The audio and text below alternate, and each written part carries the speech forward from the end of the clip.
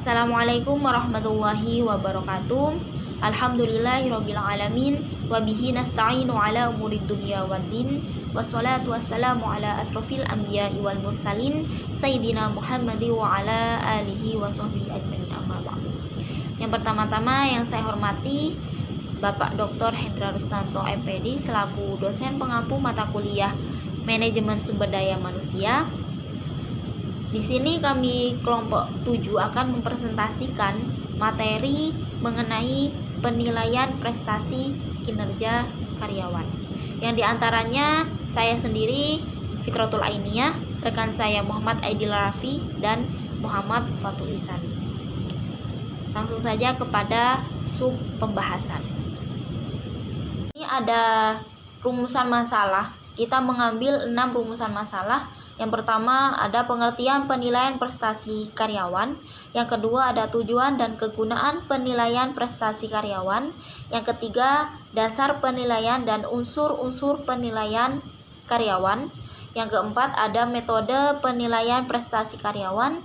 Yang kelima ada kendala-kendala dalam penilaian prestasi karyawan. Dan yang terakhir ada tolak ukur penilaian prestasi karyawan. Dan itu subtema yang akan kita bahas selanjutnya.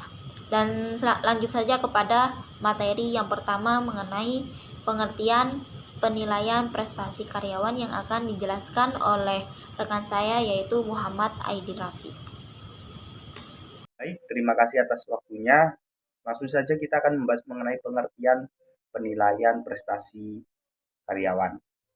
Yang dimana kinerja ini merupakan suatu fungsi dari motivasi dan kemampuan.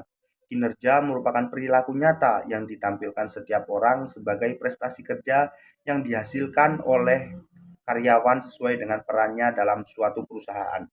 Salah satu cara yang dapat digunakan untuk dapat melihat perkembangan perusahaan adalah dengan cara melihat hasil penilaian kinerja.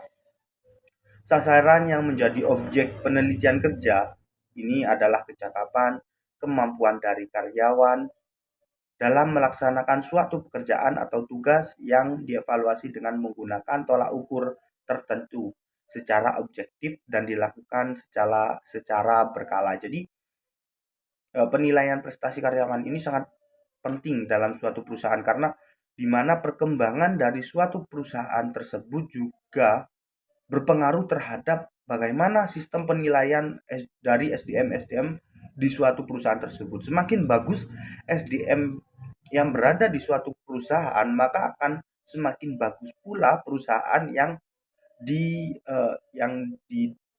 diikutinya begitu. Yang kedua, kita akan membahas mengenai tujuan dan kegunaan penilaian prestasi karyawan. Baik, lanjut kepada submateri yang kedua, yakni menurut Hasibuan, tujuan penilaian prestasi kerja karyawan.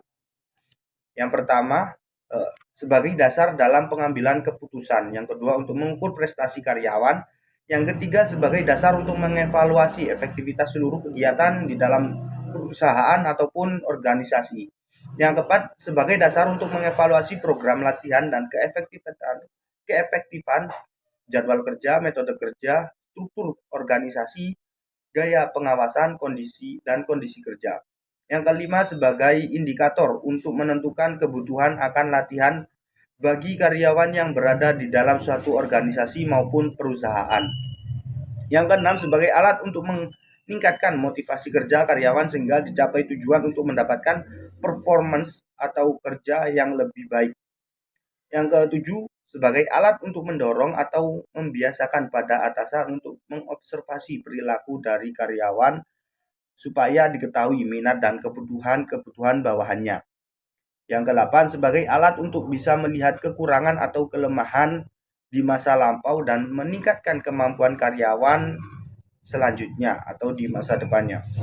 Yang kesembilan, sebagai kriteria di dalam menentukan seleksi dan penempatan karyawan. 10, sebagai alat mengidentifikasi kelemahan-kelemahan personal.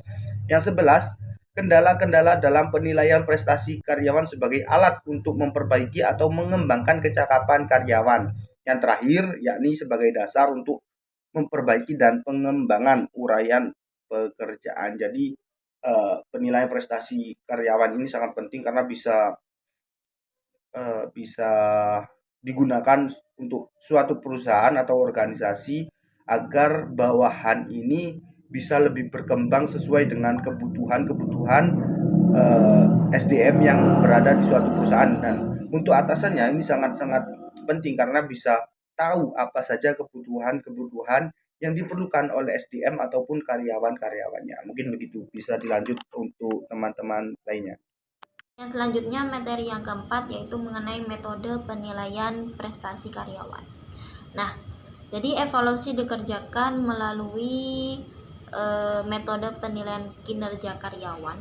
Nah, penilaian ini tidak hanya berguna dalam memberikan umpan balik untuk perbaikan kinerja karyawan, tetapi juga sebagai dasar pengambilan keputusan manajemen perusahaan terkait kelanjutan hubungan kerja dengan karyawan. Di sini ada beberapa jenis metode penilaian kinerja karyawan. Yang pertama ada traditional assessment. Nah, traditional assessment ini manajer dan karyawan ini bertemu secara langsung atau tatap muka dan berdiskusi tentang hasil pekerjaan karyawan, tugas dan tanggung jawab yang dijalankan, dan target pekerjaan yang dicapai. Jadi itu mengenai traditional assessment. Yang kedua, manajemen by objectives atau MBO. Nah, di MBO tersendiri ada 3 tahap, yaitu ada planning, monitoring, dan reviewing. Nah, planning ini manajer dan karyawan ini bersama-sama mengidentifikasi dan menetapkan tujuan yang ingin dicapai beserta timeline. Sedangkan monitoring, pada tahap monitoring ini pihak dapat mengecek progres dan menilai sasaran kerja, apa yang sudah dicapai dan apa yang belum dicapai. Dan manajer ini memberikan umpan balik kepada karyawan. Yang ketiga ada reviewing, yaitu di tahap reviewing ini manajer dan karyawan ini mendiskusikan hasil akhir yang dicapai, kemudian karyawan diberi nilai berdasarkan kinerja keseluruhan dalam satu periode.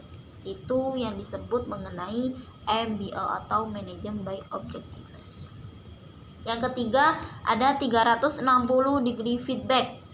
Nah, metode penilaian ini menggunakan umpan balik dari lingkaran pengaruh di sekeliling karyawan yang meliputi manajer, rekan kerja, konsumen, ataupun pelanggan, dan laporan langsung. Jadi metode ini lebih komprehensif, memberikan penilaian dari beberapa sudut pandang.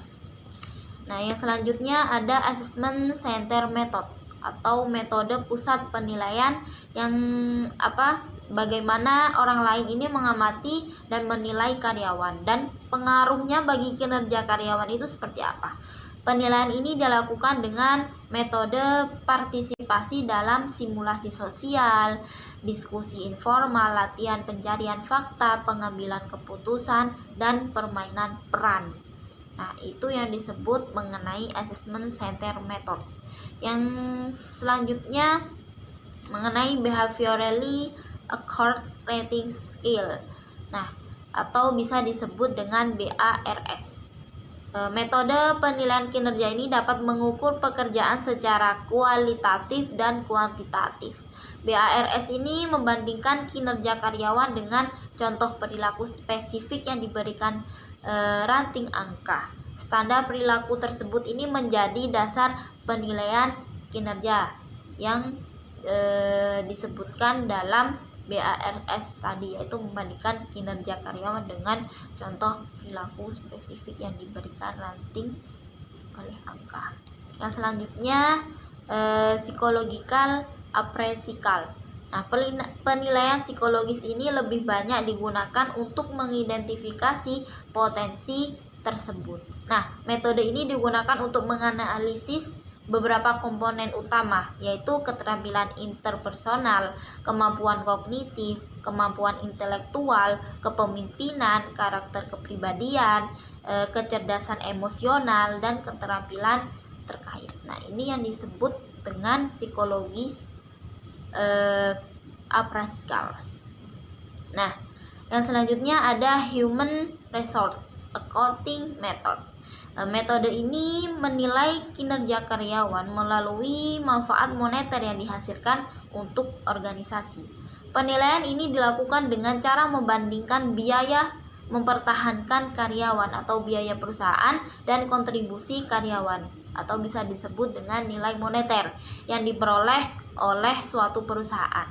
Nah, dari kelebihan analisis biaya dan manfaat ini adalah dapat mengukur secara efektif biaya dan nilai yang dibawa karyawan ke dalam suatu perusahaan, serta mengukur implikasi kinerja karyawan terhadap laba bisnis. Itu yang disebut mengenai Human Resource Accounting Method.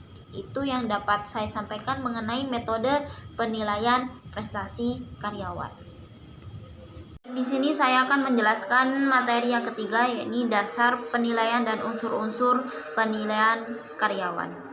Jadi pada dasarnya evaluasi kerja karyawan ini dilakukan perusahaan bukan hanya untuk memelihara tingkat produktivitas karyawan, tetapi juga berguna untuk pemberian bonus atau reward atas capaian karyawan.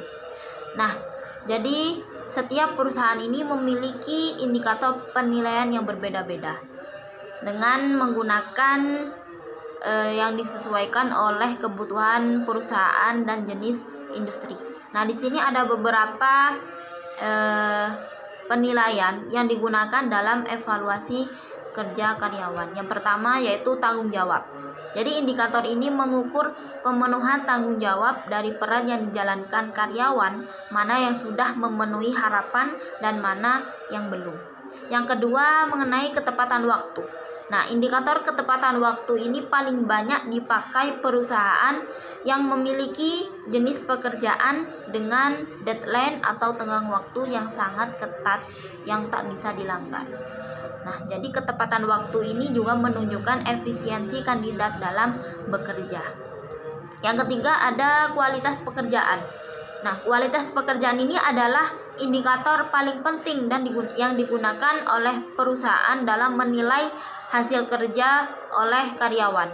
Nah, indikator ini menentukan keterampilan, kecakapan, tingkat kompetensi dalam bekerja. Nah, hasil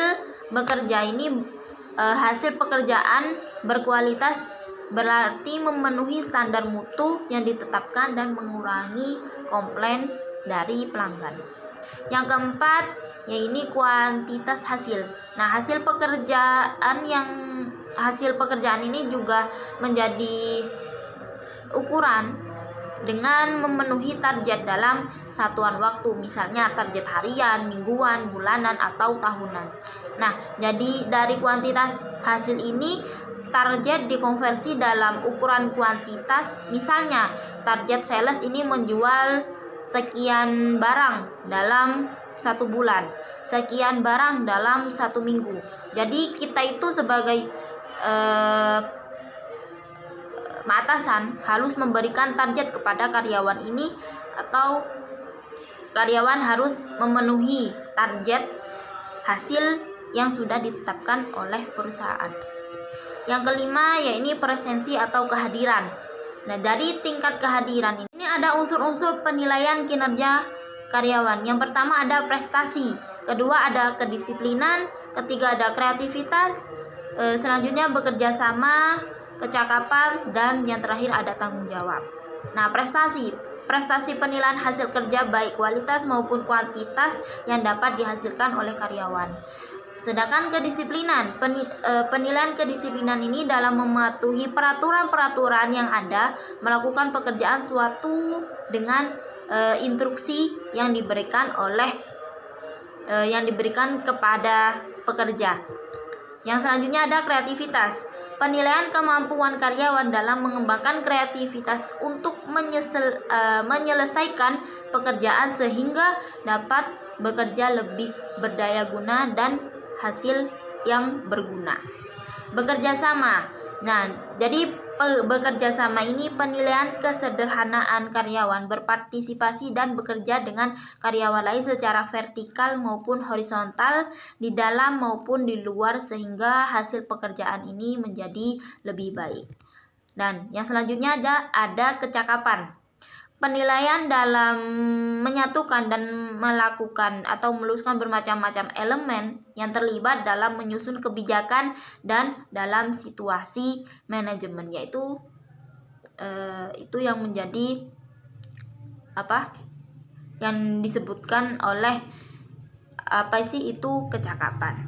Nah, yang terakhir ada tanggung jawab, yaitu penilaian kesediaan karyawan dalam mempertanggungjawabkan kebijaksanaannya, pekerja dan hasil kerjanya, sarana dan prasarana yang digunakan, serta perilaku pekerjaannya. Dan itu yang mengenai unsur-unsur penilaian kinerja karyawan. Karakter yang sesuai dengan budaya perusahaan menjadi syarat nomor 1 dalam mempertahankan karyawan. Sebagai contoh, di perusahaan yang menjunjung integritas kejujuran menjadi syarat mutlak yang harus dimiliki setiap pegawai. Misalnya perusahaan media massa yang punya reputasi dan kredibilitas kuat di mata publik tidak segan memecat karyawan yang menerima uang atau suap dari narasumber. Nah, itu yang disebut mengenai karakter.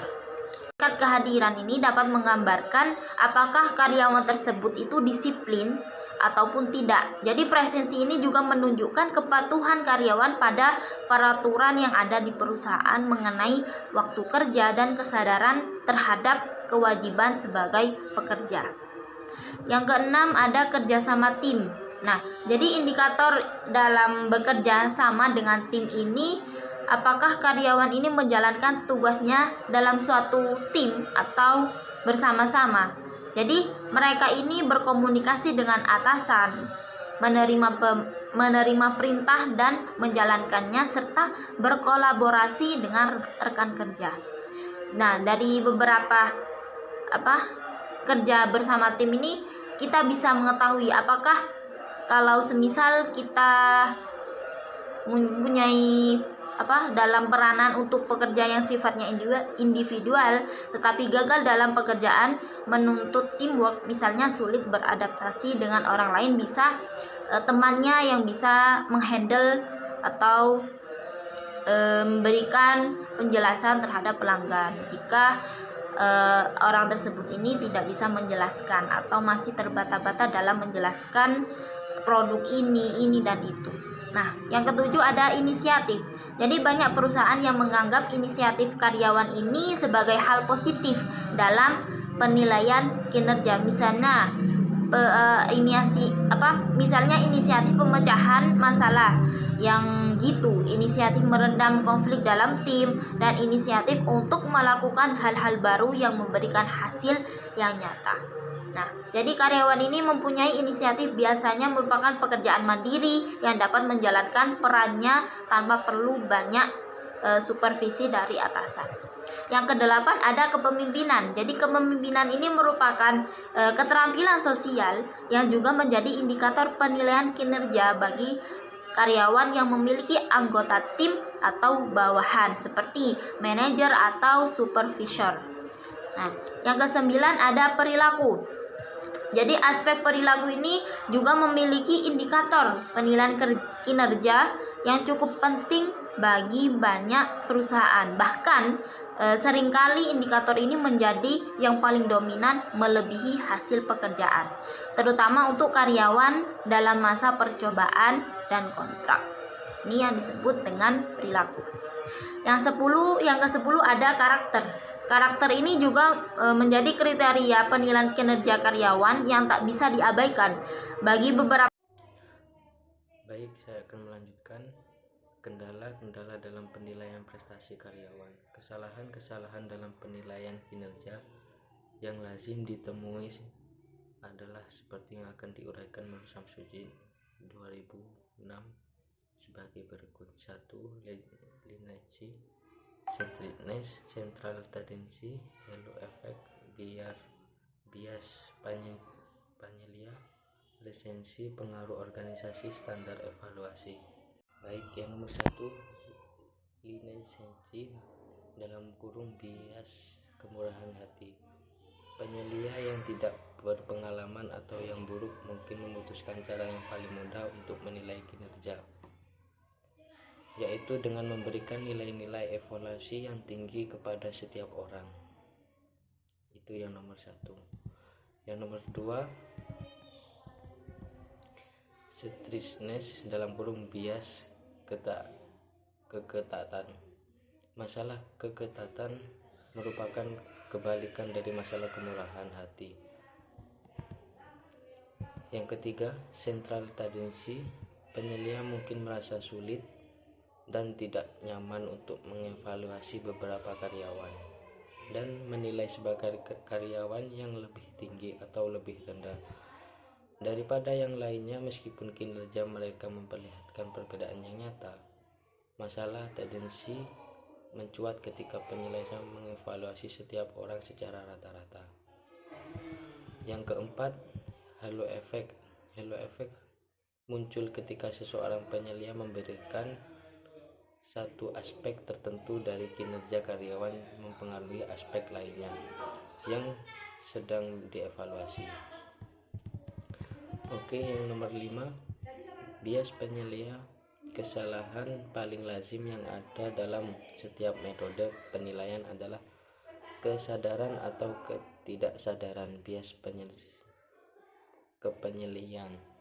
Bias tersebut tidak berhubungan dengan pelaksanaan pekerja dan dapat bermuara dari karakteristik pribadi. Resensi idealnya penilaian kinerja karyawan haruslah berpijak pada observasi yang sistematik dari kinerja karyawan seluruh periode penilaian. Sayangnya ketika organisasi menggunakan penilaian kinerja tahunnya atau tengah tahunnya, ada kecenderungan penyelia mengingat banyak hal mengenai segala sesuatu yang baru saja dikerjakan oleh karyawannya. Yang nomor 7, berpengaruh organisasional.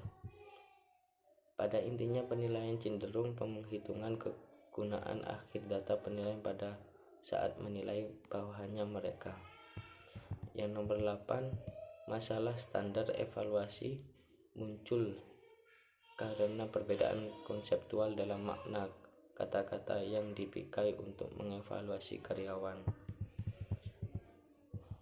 Tolak ukur penilaian prestasi karyawan. Sesuatu evaluasi personil atau karyawan merupakan penilaian dan peninjauan kembali review terhadap unjuk kerja kinerja seorang karyawan. Kebanyakan perusahaan pelaksana evaluasi karyawan umumnya setahun sekali, meskipun ada beberapa yang paling umum memang penilaian dilakukan setahun sekali, pada akhir tahun atau saat karyawan mencapai ulang tahun masa kinerjanya. Misalnya karyawan masuk kinerja pertama kali awal Februari, maka evaluasi dilakukan pada setiap Februari juga. Dalam evaluasi yang selama ini berlangsung, para manajer atau supervisor menuliskan dan menyampaikan kepada karyawan sehubungan yang telah dia berikan kepada perusahaan yang berserta dengan kelemahan-kelemahan yang dia miliki. Itulah yang dapat kami sampaikan mengenai materi hari ini tentang penilaian prestasi kinerja karyawan. Kurang lebihnya kami memohon maaf. Sekian dari kami. Wassalamualaikum warahmatullahi wabarakatuh.